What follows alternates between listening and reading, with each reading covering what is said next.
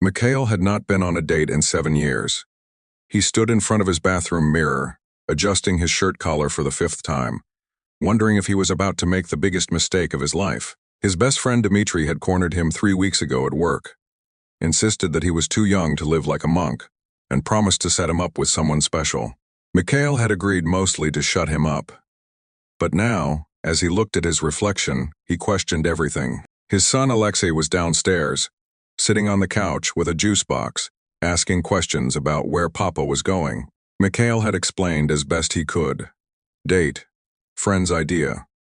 Back before bedtime, the boy had nodded seriously, as if he understood the weight of what his father was about to do. At 8 years old, Alexei already knew that his father's life had paused, that his mother's leaving had left a hole that no one had rushed to fill. The restaurant Dmitri had chosen was called Meridian, a place Mikhail could never afford on his own. He worked in software development for a mid-size firm, made decent money, but not this kind of money. The kind where waiters appeared before you realized you needed them, where the wine list required more reading than some novels. He clutched a reservation confirmation on his phone, arrived 15 minutes early, and immediately regretted it. Now he was sitting at a table, meant for 2, watching couples around him, feeling like a man who had wandered onto a stage that was not his. The woman Dmitri had set him up with was named Svetlana. That was all he knew. Dmitri had been mysteriously vague beyond that, which should have been a warning, but Mikhail had stopped asking questions after the first week. He told himself, it did not matter. He was doing this for his son, to prove to Alexei that life could move forward, that sadness did not have to be forever. A hostess appeared at 7:32.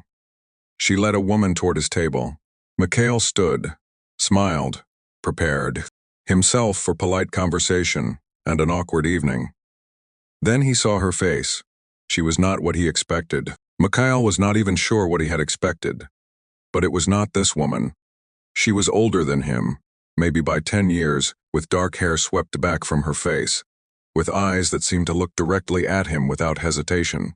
She wore a dress that was simple and perfectly tailored, expensive without trying.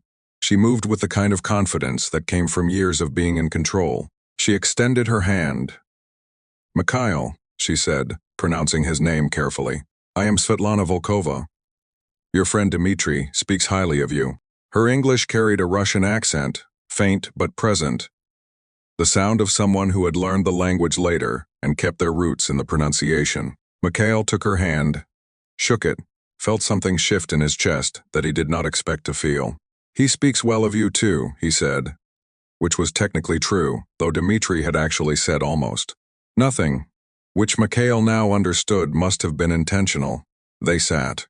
They ordered. And as the evening unfolded, Mikhail realized he was experiencing something he had forgotten existed. It was not just attraction, though there was that. It was the strange, unexpected comfort of sitting across from someone who listened when he spoke, who asked real questions, not the polite kind, who told him about her own life without the guarded distance that most people maintained with strangers. She told him she worked in real estate development, that she had moved to the city 5 years ago to start her own firm, that she had built it from nothing and had recently closed the largest deal of her career. She said it without pride, just as fact. She asked him about his work, about the challenges of writing code, about the problem-solving part that drew him to it. She asked him about Alexei. This was where Mikhail usually saw people's expressions shift. Parents could be complicated. Single. Parents, more so. Men raising children alone were still unusual enough to make some people uncomfortable. But Svetlana simply listened. She asked Alexei's age, what he liked to read, whether he had hobbies. She did not offer unsolicited advice, or that particular kind of sympathy that felt like pity. She treated him like someone whose life was not broken, just different. By the time dessert arrived, Mikhail had told her things he did not usually tell people, about his ex-wife, who had moved to another country and sent money and occasional phone calls, but had stepped away from daily life, about the guilt he felt sometimes, wondering if he was enough, about the way Alexei had stopped asking about his mother, which Mikhail knew he should feel relieved about. But instead it made him sad, because it meant his son had learned already that some people would leave. "You are a good father," Svetlana said. "It was not a question. I try," Mikhail said. "Some days. I am not sure I am doing it right." "That is what makes you a good father," she said. "The doubt, the trying, the fact that it matters to you." He looked at her across the table and felt something he did not expect to feel ever again. A sense that this person, this woman, who was nothing like the life he had imagined, was seeing him. Not the version of himself he presented to the world. Not the struggling parent or the reliable employee, but something underneath all of that. "I should tell you something," Svetlana said, setting down her wine glass. "Dmitri did not just randomly set us up. He works for me." Mikhail felt his stomach shift.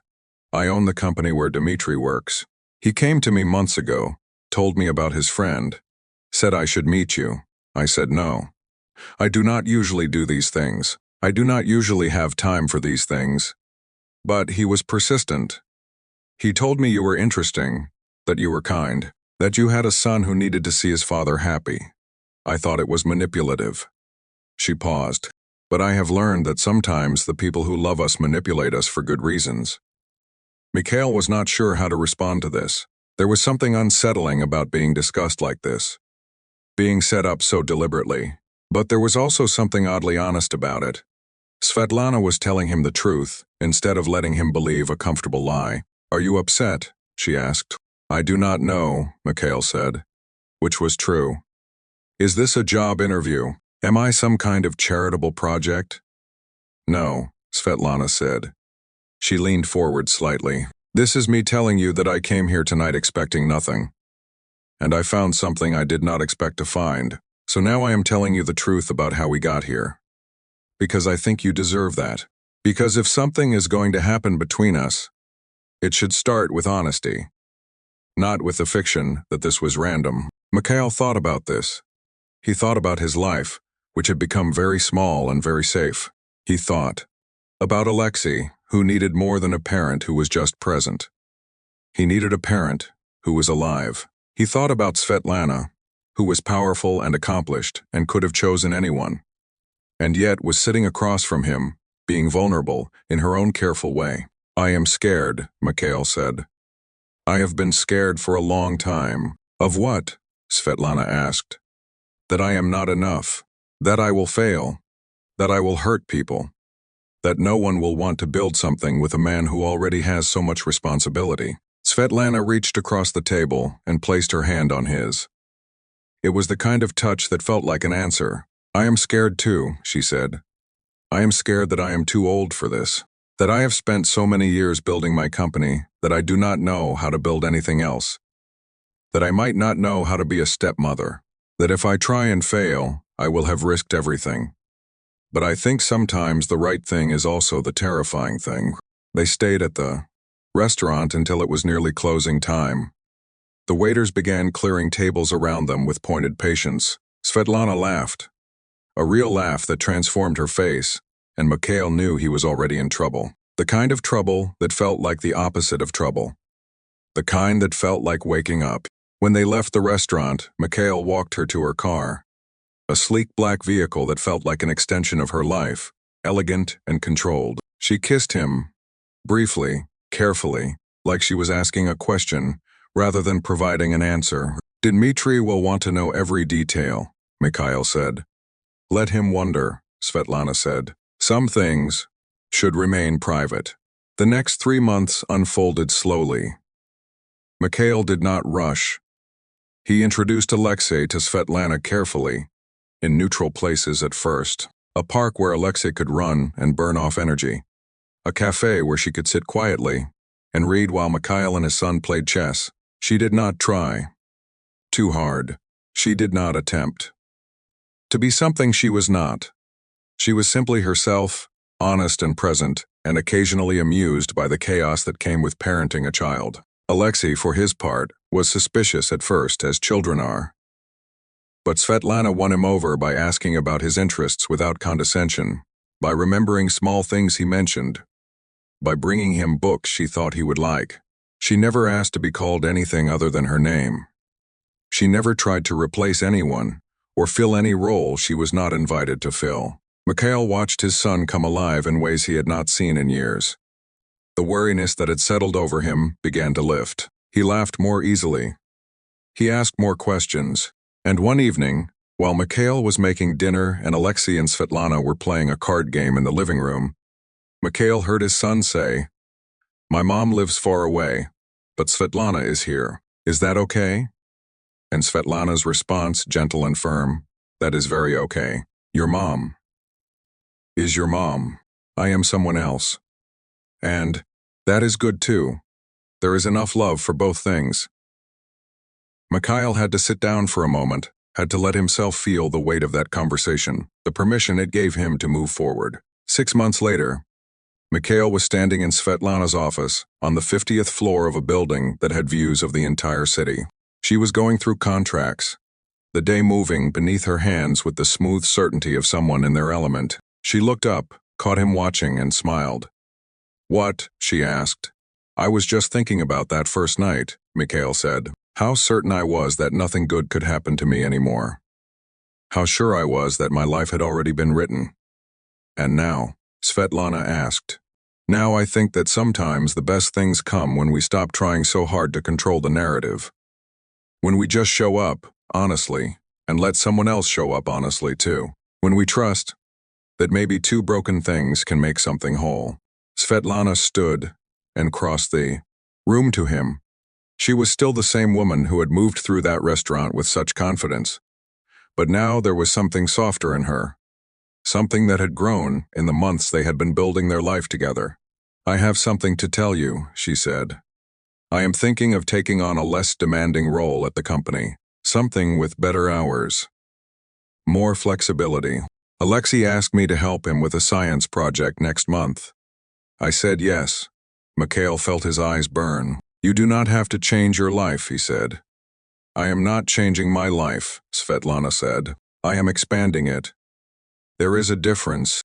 They held each other in that office overlooking the city. In that space that had once been only about ambition and achievement, and now was about something larger. The night that Dmitri had pushed Mikhail toward had not been random at all. It had been the moment when a man who had stopped believing in possibility had met a woman who was made of it. That evening, Mikhail went home to find Alexei waiting with homework spread across the kitchen table. Mikhail sat beside his son, and Svetlana came to stand behind them, one hand on each of their shoulders. The three of them existed in that moment, like a kind of completion, like a sentence that had finally found its period. Life had not turned out the way Mikhail expected.